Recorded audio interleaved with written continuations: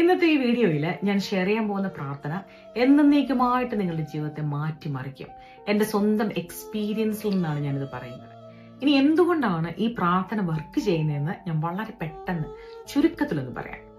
പലപ്പോഴും നമ്മുടെ പ്രാർത്ഥന ദൈവസന്നിധിയിലേക്ക് എത്താത്തത് എന്താണെന്നറിയോ? നമ്മളും ദൈവവുമായിട്ട് ഒരു ഗ്യാപ്പ് ഉണ്ട്.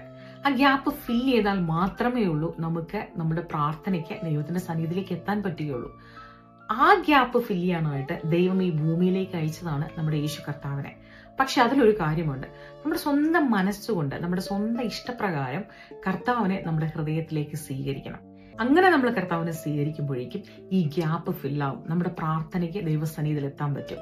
നമ്മുടെ അവസ്ഥയിൽ സഹായിക്കാനായിട്ട് ദൈവത്തിന് ഇറങ്ങി വരാനും സാധിക്കും. അങ്ങനെ റെഡിയാണെങ്കിൽ ഈ പ്രാർത്ഥന ഞാനിപ്പോൾ ഏറ്റു പറയാം.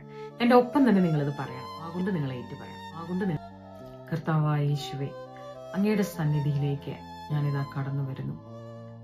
ഞാനൊരു പാപിയാണെന്ന് ഞാൻ അറിയുന്നു.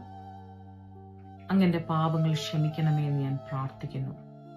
അങ്ങന്റെ പാപങ്ങൾക്ക് വേണ്ടി ക്രൂശിൽ മരിച്ചെന്നും ഉയർത്തെഴുന്നേറ്റെന്നും ഞാൻ വിശ്വസിക്കുന്നു. അങ്ങയെ എൻ്റെ രക്ഷകനും നാഥനുമായിട്ട് ഞാൻ എൻ്റെ വാഗുണ്ട് ഏറ്റുപറയുന്നു.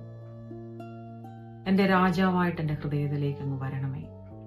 എൻ്റെ പാപങ്ങൾ യേശുവിൻ്റെ രക്തത്താൽ കഴുകണമേ എന്ന് ഞാൻ പ്രാർത്ഥിക്കുന്നു.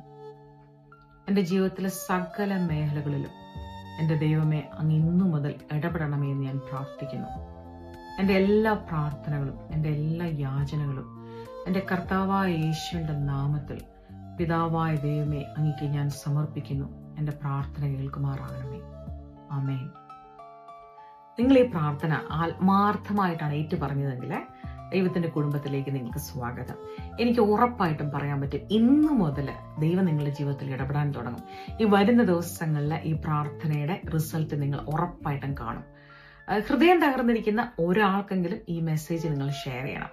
ദൈവം നിങ്ങളെ അനുഗ്രഹിക്കട്ടെ. Thank you.